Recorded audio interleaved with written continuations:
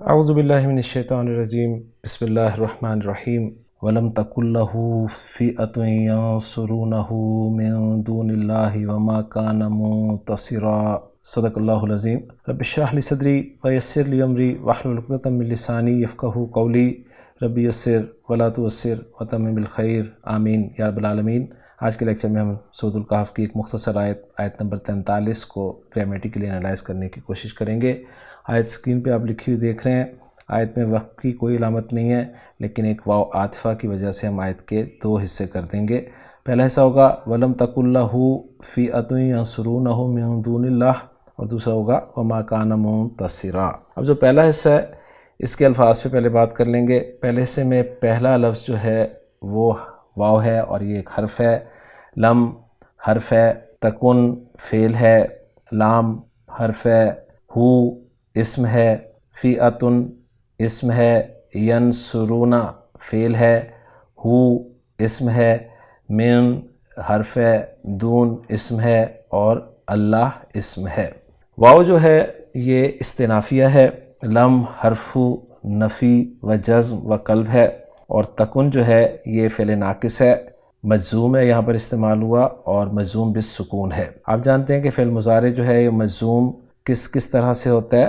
وہ صیغے جن کے آخر میں پیش آتی ہے، وہ پیش اگر سکون سے بدل جائے تو اس کو کہتے ہیں مضارع مجزوم بالسکون، اور آنی، اونا اور اینا والے صیغے جو ہیں ان کا نون ڈراپ ہو جاتا ہے تو ان کو ہم کہتے ہیں کہ یہ نون اعرابی کے حذف ہونے کے ساتھ مجزوم ہے، یعنی ایک ہے مجزوم بحذف نون۔ کانا یکونو اس سے واحد مؤنث غائب کا صیغہ ہے، اور واحد مؤنث غائب کا صیغہ میں اس لیے کہہ رہا ہوں کہ آگے مجھے فیاتن جو ہے یہ مرفوع نظر آ رہا ہے، جسے ہم اس فعل کے لیے، اب چونکہ یہ فعل ناقص ہے تو اس کا اسم بنا سکتے ہیں۔ کانا یکونو جب بھی آتا ہے اس کا ایک اسم ہوتا ہے، ایک خبر ہوتی ہے۔ اگر وہ فعل ناقص کے طور پر استعمال ہو رہا ہو تو لہو جو ہے یہ جار مجرور، یہ ظرف مستقر خبر مقدم ہے، اور فیاتن جو ہے یہ تکن کا اسم مؤخر ہے، اس لیے مرفوع ہے، اور فیاتن نکرہ ہے اور اس کے بعد آگے جملہ آ رہا ہے، لہٰذا اس فیاتن نکرہ کو ہم موصوف بنا دیں گے، اور آگے صفت ہوگی ینصرونہ من دون اللہ، جس میں ینصرونہ فعل مضارع معلوم مرفوع ہے بثبوت نون اعرابی، یعنی اگر مرفوع ہوگا تو مرفوع فعل مضارع یا تو پیش کے ساتھ ہوتا ہے یا پھر نون اعرابی کے ثبوت کے ساتھ ہوتا ہے۔ ینصرونہ میں واو ضمیر مرفوع متصل بارز اس کا فاعل ہے، اور جو ہو کی ضمیر آپ دیکھ رہے ہیں ینصرونہ ہو میں، یہ ضمیر منصوب متصل اس کا مفعول بھی ہے۔ من دونی جار مجرور متعلق ہو جائے گا ینصرونہ کے، اور پھر دون جو ہے مضاف ہے جس کا مضاف الیہ اس میں جلالہ ہوگا۔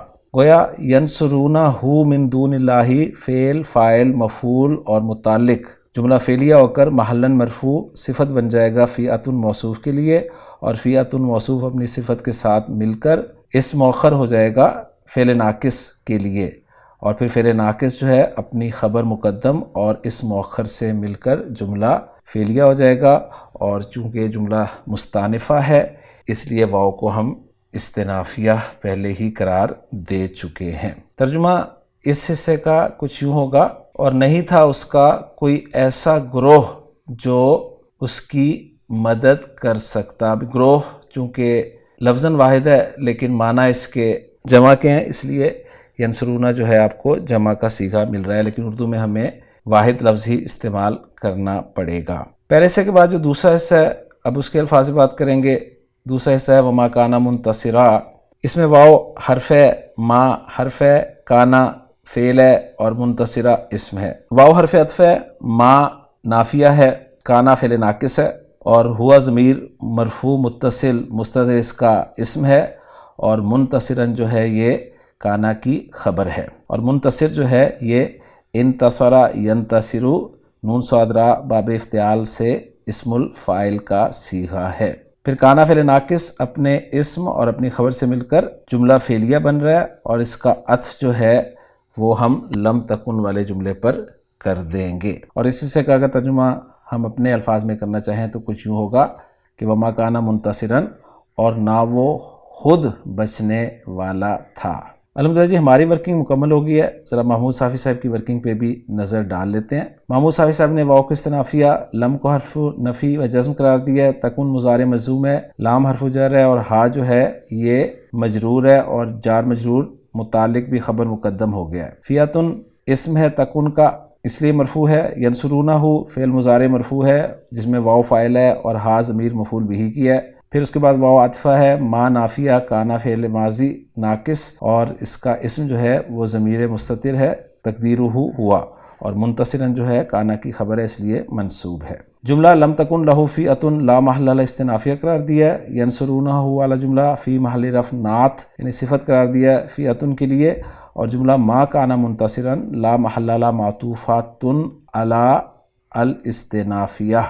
اور دوسری رائے یہ دی ہے کہ یجوز ان تکون حالا من ضمیر الغائب فی ینصرونہ، یعنی ینصرونہ میں جو غائب کی ضمیر ہے نا اس سے یہ حال بھی ہو سکتا ہے. تو الحمدللہ جی ورکنگ ہماری میچ ہوگی محمود صافی صاحب کی ورکنگ کے ساتھ. اب اس آیت کا ترجمہ دیکھ لیتے ہیں جو عبدالسلام صاحب نے کیا ہے. وَلَمْ تَكُنْ لَهُ فِئَةٌ يَنْصُرُونَهُ مِن دُونِ اللَّهِ، اور اللہ کے سوا اس کا کوئی گروہ نہ تھا جو اس کی مدد کرتے. وما کانا منتصرا، اور نہ وہ خود بچنے والا تھا. عبدالسلام صاحب نے اس آیت کی تفسیر میں جو ہے کچھ یوں لکھا ہے کہ منتصرن کا معنی انتقام لینے والا بھی ہے اور خود بچنے والا بھی، یعنی عذاب آیا تو اس کا کوئی گروہ نہ تھا جو اس کی مدد کرتے سوائے اللہ کے، اور نہ وہ خود بچنے والا تھا.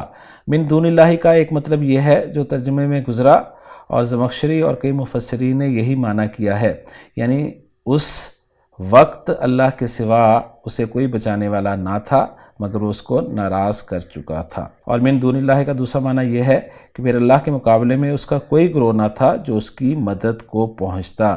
یہ معنی بھی کئی مفسرین نے کیے ہیں. تو الحمدللہ جی آج کے لیکچر میں سورۃ الکہف کی آیت نمبر 43 جو کہ مختصر آیت تھی ہماری گرامیٹیکلی انالائز ہو گئی ہے. انشاءاللہ تعالیٰ اگلے لیکچر میں اس رکوع کی آخری آیت ہم گرامیٹیکلی انالائز کریں گے. سبحانک اللہم و بحمدک، اشہد ان لا الہ الا انت، استغفرک و اتوب الیک.